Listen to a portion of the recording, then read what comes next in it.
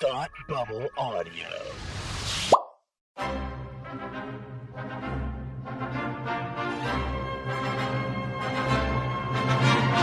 Look, up in the sky! You will never find the more wretched hive of scum and villainy. Welcome to Beer with Geeks with Tim and Frank.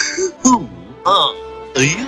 I'm Batman. I am Iron Man. Your friendly neighborhood Spider-Man. Hi, Christopher. I'm Nero. My name is Inigo Montoya. You're a wizard, Harry. A couple of guys with a couple of beers and a whole lot of pop culture nostalgia. Make it so, number one. Ladies and gentlemen, the Beatles. Name the dog, Indiana. Life finds a way. I am serious.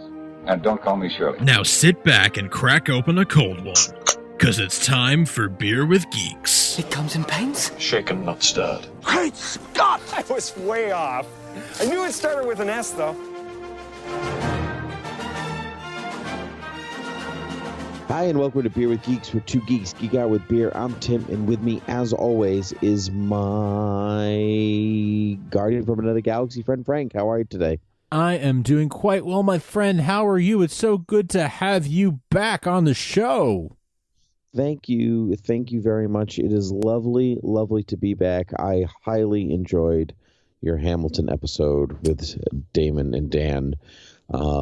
Actually, particularly the intro before the prelude before the intro was terrific. I loved it. It was very informative. Some things I didn't know, some things I did. It made me want to pull out my Hamilton soundtrack and listen to it all over again because it's been a little while. So it was great. I loved it. Yeah, well, it was a lot of fun. That intro was entirely Dan's idea, and it was hilarious, and I loved it. Yeah, it was a lot of fun to do with those guys. They're always a blast, and but we certainly missed you, and it is good to have you back. Thank you. I am back stateside. It's nice to be back. I am so extremely jet lagged, so we'll see how nutty this episode gets, Frank. You want to get nuts? Let's get nuts, because that's what we're here for. Oh my! So, what are you drinking tonight, Frank? I am drinking a tea because if I had a beer, I would fall asleep. But I did have a beer with dinner, so I could talk about that. I went to the 99 for dinner with somebody, and I had the Horseshoe Brew, which is their own beer. It's good. It's very light and crisp, and it's for a low price, so I enjoyed it. It was good. Yeah. Now, I guess I do not work for them. Neither of us does, but I think we should probably explain for those who don't know. 99 is a regional chain in the Northeast in New England mainly. That is, think of like an Applebee's or a Chili's or that kind of that style. So it's that type of place, and yeah, they've got their horseshoe ale that is it's brewed by the Wachusett Brewing Company, and it's available at 99 restaurants. Nice. I'm actually also drinking tea right now. Are you? Oddly enough, yeah, I'm drinking Twinings Darjeeling Tea. I've been enjoying. You're just sucking down Darjeeling. Oh my God! What a great reference! I love that. With Marie Antoinette and her little sister. Wow. Yeah. Yeah. So I'm enjoying the Twinings Darjeeling at the moment. What kind of tea are you consuming at the moment? I am consuming a Bigelow Green Tea. Ooh, I've been drinking a lot of that lately too, actually. Have you? Yeah. I do love the Bigelow. When I was abroad, I had long flowing golden hair, and you were jokes. Yeah, wow. Jokes. Jokes. No, when I was overseas, every place that I went to sold Twinings. Oh, nice. That was like the tea you could get. There was no other choice. Oh, nice. Yeah, I mean, so it was funny. You were in the UK, right? I mean, it is I was in the UK. I was in Scotland with Gerard Butler, and I was in England with Sir Patrick Stewart. Very nice. Very nice. tea, Earl Grey, hot. Yeah, cool. Yeah, cool. I was actually in Stratford upon Avon, which is where Shakespeare was born and buried. Yes, and I was in the church where Shakespeare was buried, and there was a sign, like a poster with Judi Dench and Patrick Stewart on, so Madam Judi Dench and Sir Patrick Stewart, on a thing like asking you to donate to the church. You know? Wow. So because this is where Shakespeare's buried and we need to keep it up and, and around and whatever else. But my tour guide who I was with, we were standing there and she turns to me and goes, Saint Judy, Saint Patrick. As we stand here in this church, here are the saints of Shakespeare. Amazing. Really? I mean, seriously. Yeah, but seriously, yeah, so good. I loved it. Outstanding. I love it. Sounds like you had quite an adventure. It was quite an adventure. I will regale you with some stories another time, but not on the air, Frank. Those are not the stories for this podcast. The story. What is the story for this podcast, Frank? Guardians of the Galaxy. Oh yeah, a movie that came out an indefinite amount of time ago that we have not talked about. The sequel is fast approaching.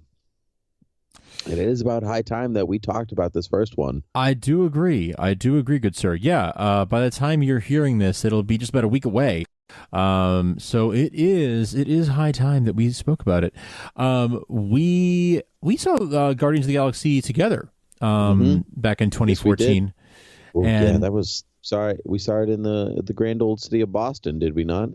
I don't remember where we saw it, to be honest. Probably. I think we saw it at the Lowe's across from the park. Probably. Sure. Yeah, most likely. I don't remember, but that sounds right.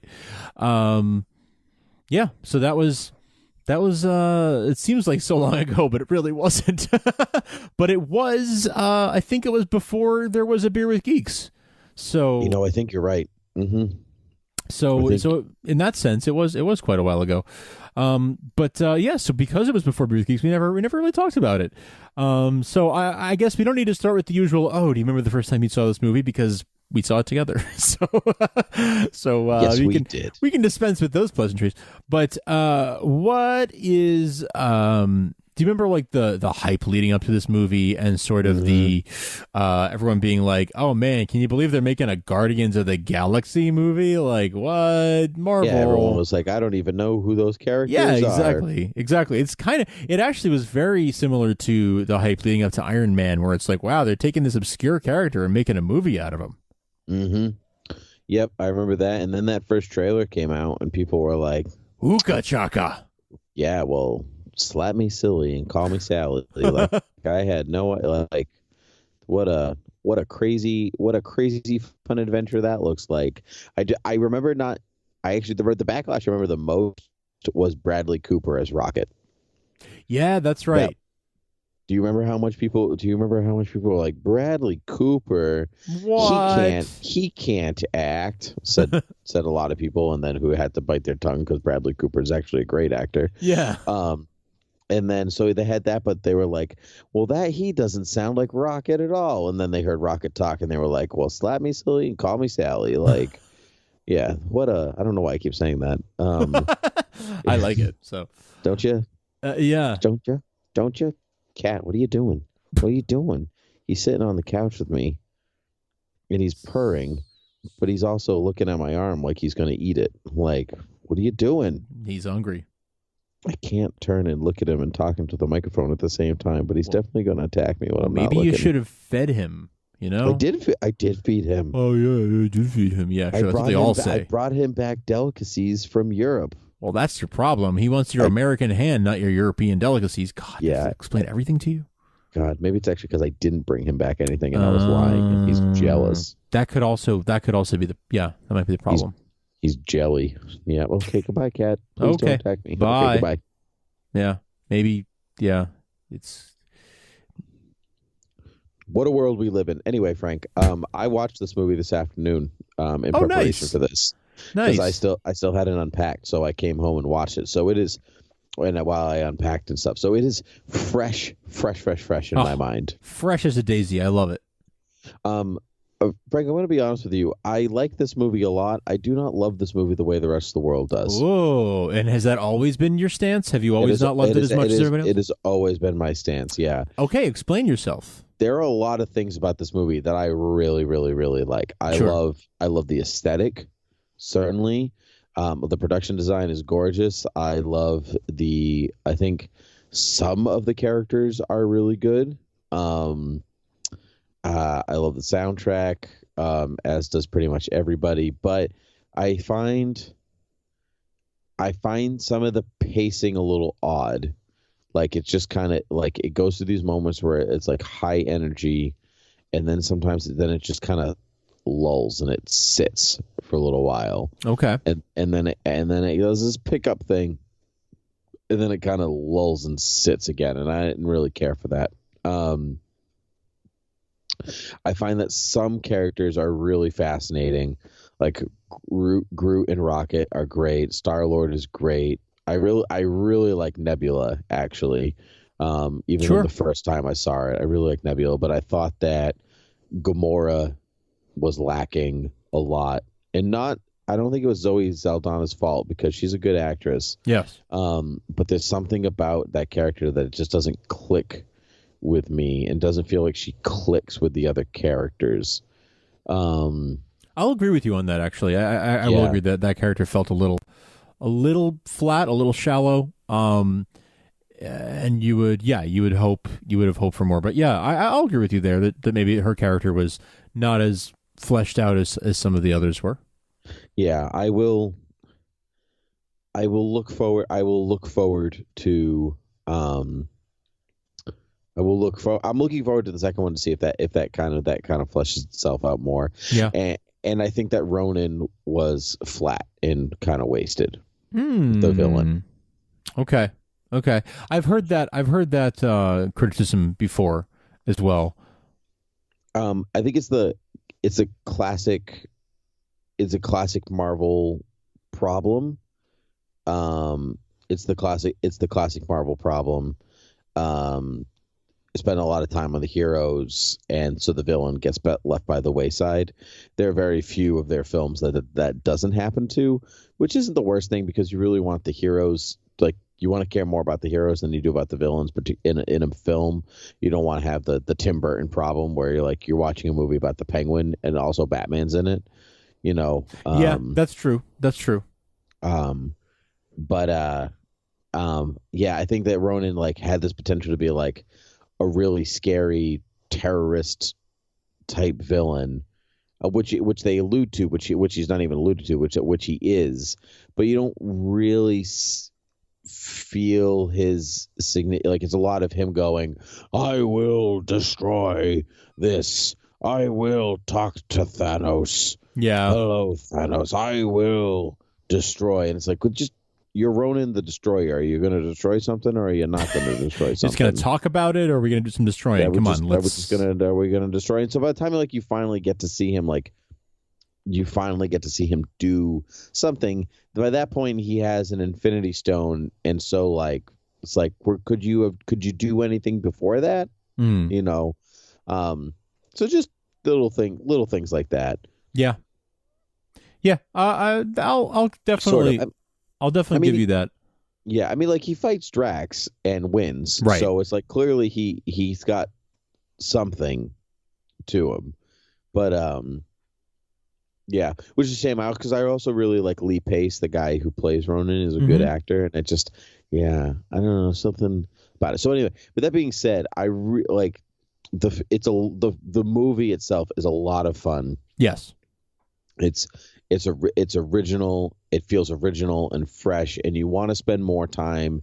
And it does so well at establishing the Marvel Universe's, the MCU's space opera side of things, that you want to spend more time in that area of the galaxy. Not even necessarily even with the Guardians, but I just want to see more of. I want to see more of the MCU's space, just because it seems so. It was so fun. It was so fun to be there. So much fun. Yeah, and horribly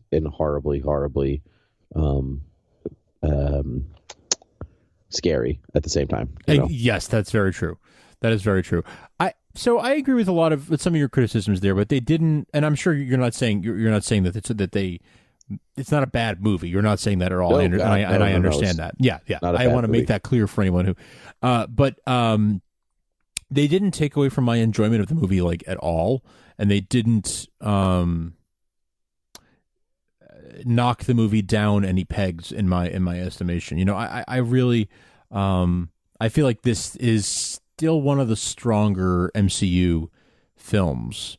Definitely. You would agree? Yep. Yeah. Definitely. Yeah. Yep. So I would say this was still one of their stronger ones. I would say I would say this one. I would say Winter Soldier, still Civil War. Those are among their sort of cinematically like best strongest films. Yeah, and that's not to say that there aren't other films that are excellent. But those I think are probably three of the stronger MCU films. I'm probably skipping one that's very, very obvious right now, but those are the three that sort of come to mind right away. The first Iron Man, yeah. Well, the first Iron Man, yes, but I don't know that it's like as artistically on the same level as like Winter Soldier.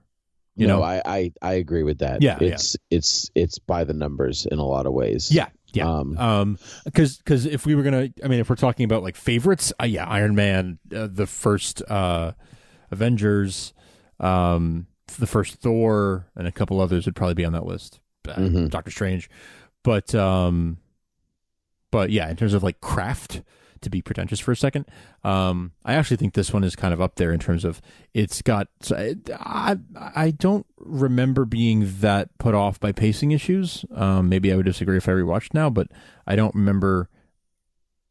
Last time I watched it was probably 3 or 4 months ago, when it just like happened to be on, and I ended up watching the whole thing.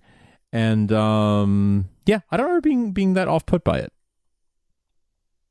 Yeah, I don't know. I mean, these are things that I don't think not everyone notices, but sometimes when a movie is hyped, these are the things that I that sit with me, and I have a hard time even like years later breaking out of them.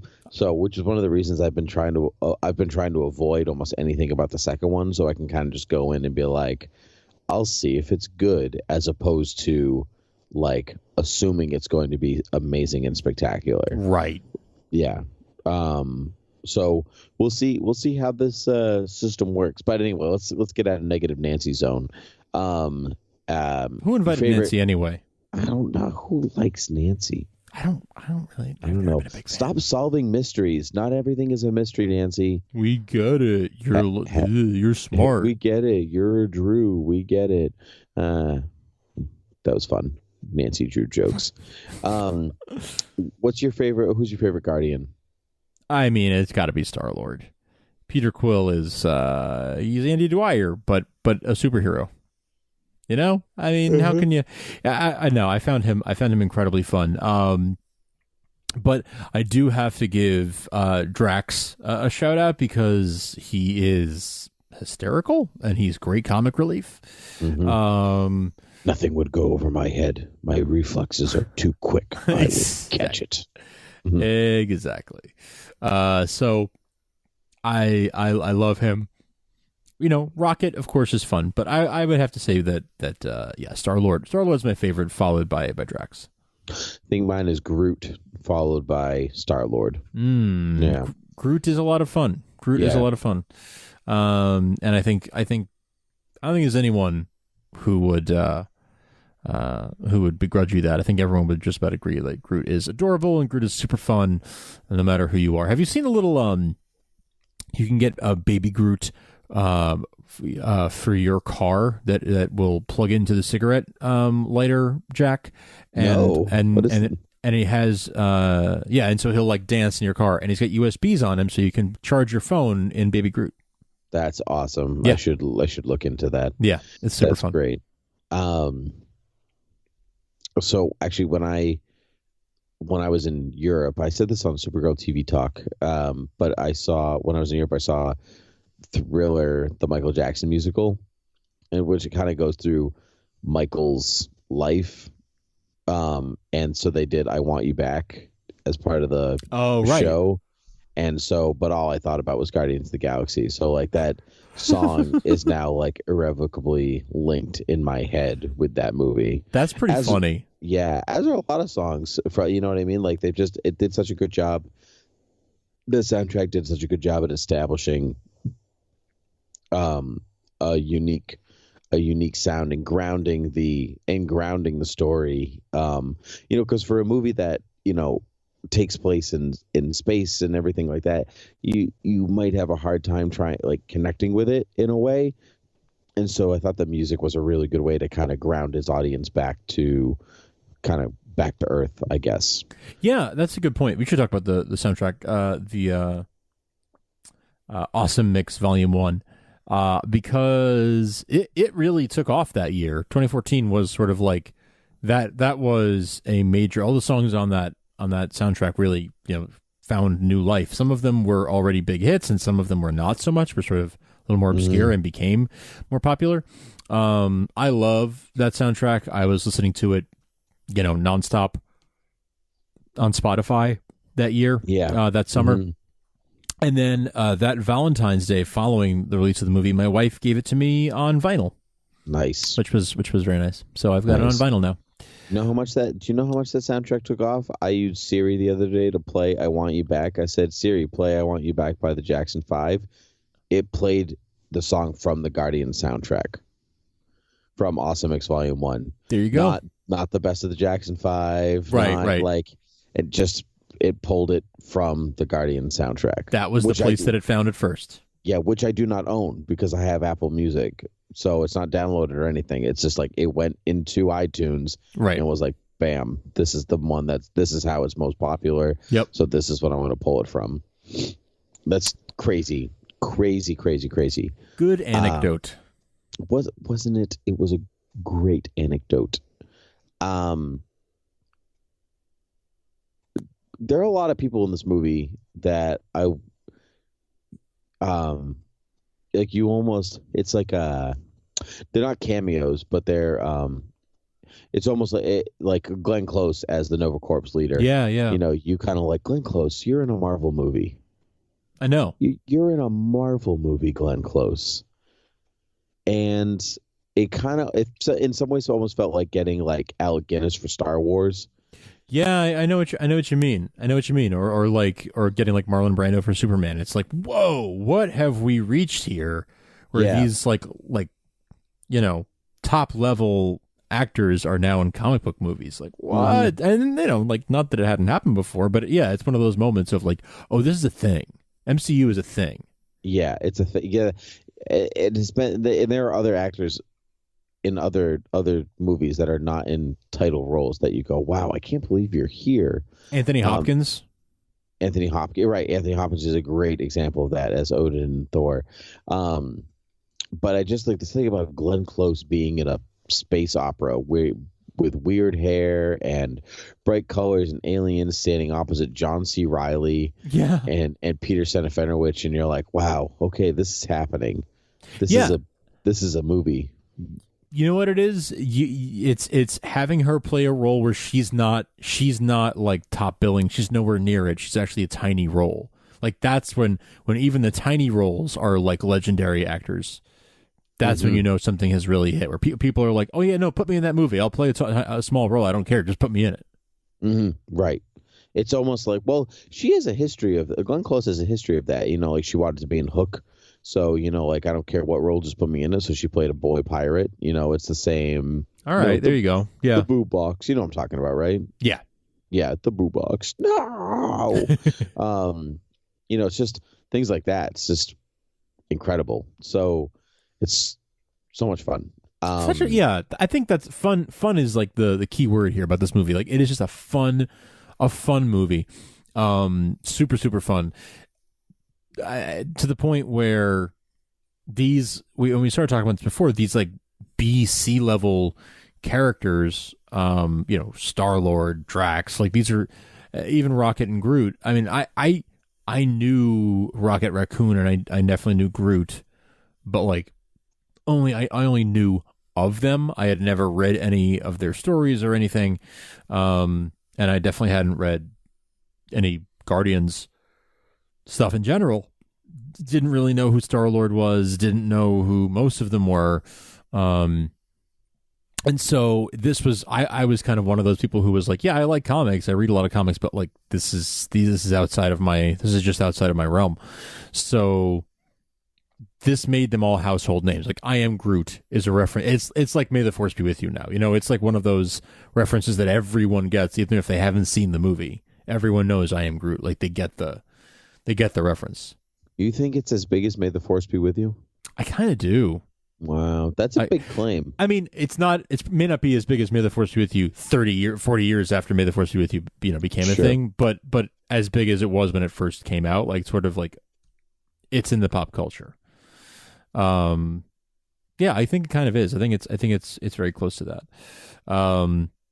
So yeah, it very instantly became a pop culture staple. I think because of the music, I think because of just it was this little come from behind story from these characters that no one expected to take off, but it was such a good story. It was excellent talent all around. It had like everything kind of going for it. It was a perfect storm of all those factors to make this what should have been sort of a flop of a movie be a huge hit. Mm-hmm. Yeah. You're right. In a lot of ways, like on paper, it doesn't really work. You know, almost an unproven director in James Gunn. Not unproven, but certainly not big blockbuster material. Right. A pretty unknown cast. I mean, they had like the chubby guy from Parks and Rec playing. Right, playing like a superhero. Right. And, just a talking tree and a talking raccoon and, like all together in space. And yeah, on paper, it shouldn't work, but for some reason, it just does. And that's what I really like about the movie. It's like the Guardians kind of facing insurmountable odds. This movie in of itself is an insurmountable odd that they somehow made work and accomplished a good movie, a great movie, despite my kind of like qualms with it. But I could say that about like almost like I could say that like Captain America: The Winter Soldier is too long, like so like I could say that about any movie if I really sat down and wanted to. So it's just my jet lag that's making me. Jet lag strikes again. Jet lag. I don't even know how long we've been recording. How long have we been here? Days? Couple Weeks? hours. Yeah, don't worry about it. Couple hours. Do you have a favorite, like a favorite scene, a favorite sequence, or a favorite quote from the film? That's a good question. There are a couple of quips that I really like. I love Star-Lord's entrance, like, with him, dancing his way through the planet. Sure. And then his Raiders of the Lost Ark moment type, with the orb and everything like that. Mm-hmm. I love when he actually escapes Digimon Hinzu and all of that, and and he's like, the girl comes up and he's like, Marit, right? I'll be honest with you, I forgot you were here. Yeah. I like things. I like things like that. I love when Groot like tendril spikes all of those guards and he just turns around and smiles. I love reflexes are too quick, and I love like, well, I need that guy's leg. Yes, that's yep. Yeah, I love when Rocket actually gets exasperated more than anything. Just like, whatever we do, we'll have to take that thing last. And then the alarm goes off, and he's like, ooh. I do love little things like that. I love when Rocket stands up on the box after everybody stood up and said they'll like go fight Ronan, and he's like, well, here we are, all of us standing. like a couple of a-holes, Yeah. I do, so there are, I think there are Rocket's quips are hard to beat. I love the Kevin Bacon thing. Like, okay, I'm going to tell you about a great hero named Kevin Bacon. That was great. Yeah. With the dancing. Who taught people to get the sticks out of their butts. Like, that sounds terrible. Why were the sticks in their butts? Yeah, I like all of that. On a flip side of it, I love when Ronan actually murders Thanos' right-hand man, where he's like, I'm dangerous, and he just cracks the guy's neck, and you're like, wow, you got some gumption, sir. Yeah, you just okay. Yeah, despite you not having layers of a character, you have some gumption, and I got to give you that. It was cool. I remember seeing Thanos for the first time in this movie, like having him talk and everything like that. It was almost like Darth Vader talking to the Emperor. That's a good. Yeah, that's a good point. That is a good comparison. I like that. That's true. Had that kind of vibe to it, almost in reverse, because the first time you see Thanos, he's sitting in the chair and they're talking, and the second time is the video screen. Right. And so it's almost like Empire, where it's like you see him like in the hologram first, and then you see him in Jedi, the full presence. But that's kind of what it reminded me of, and it's still cool. It's still cool to watch. And yeah, totally. Yeah. What about you? Do you have favorite things? I mean, my favorite joke, my favorite gag probably is Rocket with the leg. Like, I need that guy's leg, and then and I'm gonna need that guy's arm. It's really important to me. Yeah. Like when he just literally can't contain himself the second time. That's probably my favorite gag. I really like the prison sequence. Everything having to do with that, the whole breakout piece. I really like. That's sort of like one of the more fun adventures in the film to me. And then of course, we are Groot. Now, see, I actually don't like the "We Are Groot." So that actually bothers me, because it's like, but he shouldn't do. He should only say, "I am Groot." But even just by the rule that the film establishes early, like saying that his linguistics aren't as good as you and me, so he is stuck with I and am and Groot exclusively in that order. Right. And so why can he now say we? Just linguistically, it just doesn't. It breaks its own rules. Yeah. So I agree with that. And on the comic book guy level, it bothers me, but on the level of what that act of self-sacrifice that he's doing there, that moment, putting aside the fact that linguistic rules, just the act of sacrifice, I'm like, oh man, he sacrificed himself for everybody, and he was fine, but he didn't, he really sacrificed himself. And so I don't know, it's a nice moment, nice touching moment at the end of the film. Did you know that they considered a bunch of people for Peter Quill? Like a bunch of people. We're talking Michael Rosenbaum, Zachary Levi, and there's at least one other that I'm Eddie Redmayne. Were all considered. Really? I didn't know any of those names. Yeah. I mean, early on. And then I think not too long before filming actually started, they locked in Chris Pratt, and he had to start working out right away. Because he was kind of pudgy before. And then he disappeared from Parks and Rec for a while. Ironically, because of Peter Serafinowicz, who was also in Guardians. That's right. Yeah. So there's definitely an alternate universe story you could, fanfic you could tell, where those four characters, I guess, played by those two actors, or somehow gallivanting together. Yeah, there's some kind of interdimensional breach or something. I'm sure there's some. I'm sure there's some fanfic that explains it away. But yeah, it is kind of funny. I hadn't thought about that, the Peter Serafinovich connection. But yeah, they considered all kinds of people for that role, and then finally settled on